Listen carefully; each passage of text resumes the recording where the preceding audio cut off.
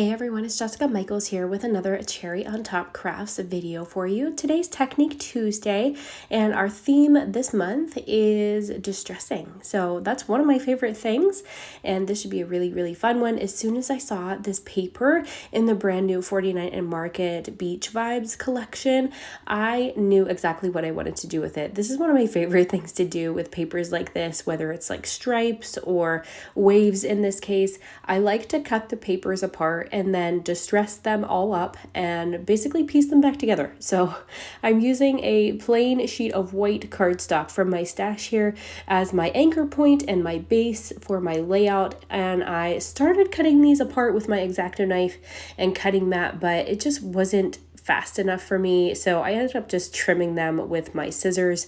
It ended up working a little bit better because this paper is very thick. It's a really nice thick quality, so my X-Acto knife was actually taking 2 passes to cut that, so I found it to be a lot faster to just use my scissors. And then I'm just taking my edge distresser here. If you don't have one of those to run alongside your edges, you can easily use your scissors or even just rough up the edges using your fingernails as well. So use what you have, and that's perfectly fine. But I'm just distressing both edges, the top and the bottom, after I've cut them apart. And I did find it a little bit easier to distress the top when it was still part of the big paper over here. As you can see, I'm distressing that top edge first, then I'm cutting it, and then I'll distress the other edge. But I just found it a little bit easier to hold when it's still part of the paper versus distressing like this when you just have this little strip. But I kind of had to make do with the bottom edge because there was no other way to do that. But there you can see I have most of them down here. I just wanted to show you how I did the bottom. At the bottom, because I left some spaces in between my waves so that some of the white paper peeked through, I ended up having to just trim that bottom piece off with my cutting my paper trimmer. So I did that off camera, and then here's my photo that I'm going to use today. Just one photo today of myself and my son during one of our beach adventures, and I decided to just kind of tuck it into that little wave. Originally, I was going to do some machine stitching with my sewing machine on all of these waves as well, but I didn't really want to do that. I wanted this distressing this time to just kind of shine through, and I wanted to do some heavy embellishing on this one. So I ended up choosing a small paper from the small 6x8 paper pad that kind of looks like sand, and I used that to map my photo just to pull in a little bit more of that orange color like on his life vest. And then I'm grabbing the laser cuts, the puffy stickers, the die cut pieces, all of the things from this collection. I was immediately drawn to these palm trees. I love palm trees. It's one of my favorite things, and we don't typically have them around here in Pennsylvania. It's not palm tree type of climate. So I just tend to use them on our normal beach layouts, and that's okay for us. So I've got the chipboards here at this point. I'm just sorting through these, seeing if I can find a title that would be appropriate to use. I've got that happiness comes in waves, and I feel like that's going to be a pretty good one. I just finished searching through there just to make sure that was the one that I wanted to go with. And I've also pulled out some of those little word phrases there. I've pulled out 3 different ones that I would like to stagger on this layout underneath my photo or possibly above, but it's probably going to go at the bottom. And then I found that cute little sign, and I just kind of thought it looked really nice just to create another little cluster at the bottom left. So that's what I'm going to work on. And then I'm just pulling out the other ephemera pack here, just trying to find some tickets or some little bits and pieces that I can throw on the top of my photo. I like to add little bits and pieces to the tops or the sides of my photos just for some additional layering. And I was debating on using one of those frames like the driftwood, but I ended up not doing that. What I did do though is I grabbed some of my cheesecloth that I got from the Cherry on Top shop, and I love this stuff. I love to ink it up whenever I'm working with inks and make it different colors, and I love to just add it into my beach layouts like this or just any kind of grungy kind of layout. And as you can see, I've just kind of ruffled it up. I just cut like a strip. It was not perfect.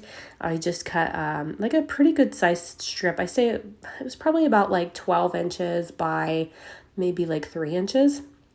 And then I really just kind of roughed it up with my hands. I kind of crumpled it and pulled it at it on the edges so that they were a little bit more stringy.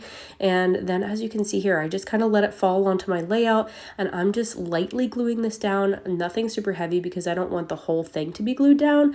I just wanted the bits and pieces to be glued down enough to make it stay onto my layout. And then I'm going to just embellish on top and around this cheesecloth just because it looks really cool. It makes it look like beach knitting, and I just love the way that it looks. So I'm just going to add some of these little laser cuts here. I love this little camera and these surfboards.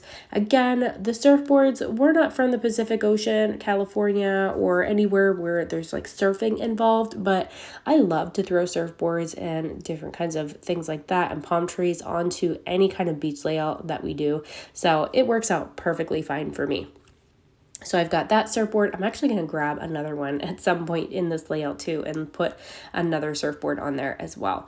I will end up using one of those little life preservers as well. I kind of debated on adding some like tiki hut kind of roof on the top of my photo with the pattern paper from this collection that looks like the top of a tiki hut, but I ended up just not doing that. I just thought, you know what, I'm gonna just add some tickets and things at the top of my photo, and that's gonna be that, because I wasn't quite sure if it was pointed as a tiki hut or are they flat on top with rounded corners. I would have had to do some research on that. So to be honest, I just opted out for the quicker and easier route for me at this point, which is just to tuck some various things in at the top to add it and just add some layers like I like to do.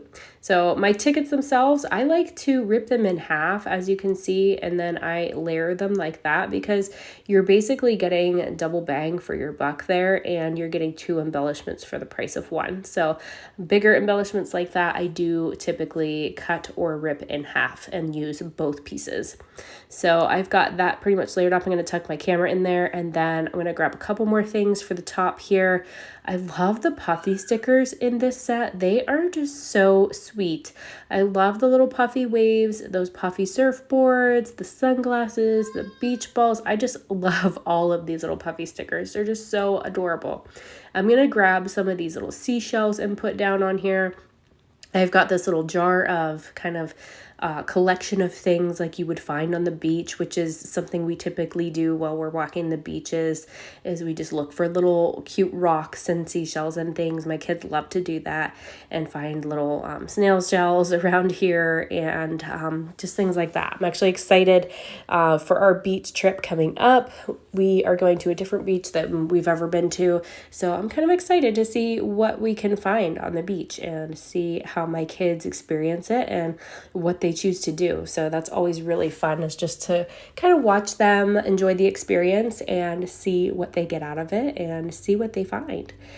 I've got the little word phrase that I've just popped on there from the puffy stickers also at the top of my photo, and then my word phrases are going to go down there at the bottom, as you can see. And I am going to grab a couple of those little seashells and just go ahead and glue them down here at the bottom by this little sign.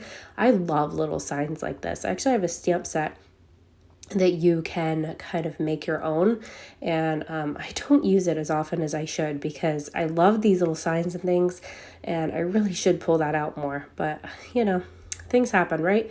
So what else am I going to add to this? I've got a flare here from Scrapbook Happy Studio. This is her canvas flare, and I really love to make like a glue dot sandwich with these and put thread in behind there. So what I do is I put one glue dot on there, and then I just grab a big piece of thread and then just kind of hold it up in the air and let it fall down into my other hand or on your desk, and then it just kind of naturally twirls around. And then what doesn't twirl around, I just kind of manipulate manually with my hands, and then just add another glue dot to secure to the page itself. So super easy and simple. I did glue down my tails, as you saw, just using some of the clear Deluxe Nouveau adhesive. That's what I'm using here with my sequin tool as well, along with some Catherine Puller sequins. I think this is the Pagoda mix, if I remember right. And then just to finish this one off, I'm just grabbing a little label from my stash here and my date stamp and some intense black ink and just stamped my date right there. So that's going to do it for this one. I'm going to link everything down below in the description so you can grab everything from the shop from this beautiful collection by 49 & Market. So I hope you guys enjoyed this process today and learning a few tips and tricks for how to distress on your scrapbook pages or your projects. And thank you guys so much for being here, and I hope you have a great day. Bye-bye.